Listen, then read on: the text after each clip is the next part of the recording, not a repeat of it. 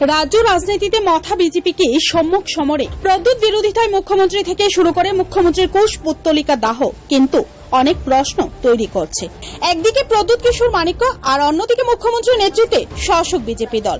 এই দুইয়ের যুগ সন্ধিক্ষণে দাঁড়িয়ে এক ভয়ঙ্কর রাজনৈতিক অস্থির পরিস্থিতির সামনে কি তবে দাঁড়িয়ে রাজ্য? অতি সম্প্রতি প্রদ্যুৎ কিশোরের সামাজিক মাধ্যমে তাৎপর্যপূর্ণ বার্তা প্রদান। এর পরবর্তী সময়ে মুখ্যমন্ত্রী মানিক সাহা দলীয় কর্মী সমর্থকদের প্রদ্যুৎ কিশোরকে মহারাজা না বলতে বারণ। এর পরিপ্রেক্ষিতে মথা দলের কর্মী সমর্থকদের মধ্যে ব্যাপক প্রতিক্রিয়া তৈরি হয়। প্রতিক্রিয়া জেরে দিকে দিকে পথে নামতে শুরু করেছে মথার কর্মী সমর্থকরা। ইতিমধ্যে টাকার জলাতে একাংশ কর্মী সমর্থকরা মুখ্যমন্ত্রী প্রফেসর ডক্টর মানিক সাহার কুশপুত্তলিকা দাহ করেছেন।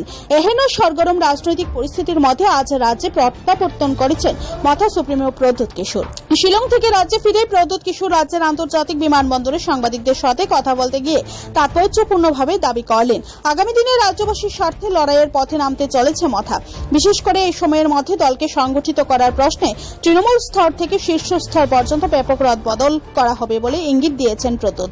তবে একাংশের ধারণা হচ্ছে চলমান রাজনৈতিক টালমাটাল পরিস্থিতিতে শিলং থেকে প্রদ্যুৎ কিশোরের রাজ্যে প্রত্যাবর্তন কিংবা একাংশ উগ্র মথা সমর্থকদের মুখ্যমন্ত্রী বিরোধিতা আগামী দিনে রাজ্যের সার্বিক পরিস্থিতি নিরিখে বিজেপি এবং মথাকে সম্মুখ সমরে নিয়ে আসছে। আপাতত নজর থাকুক রাজ্যের সার্বিক পরিস্থিতির দিকে। Bureau report, Tripura news 8।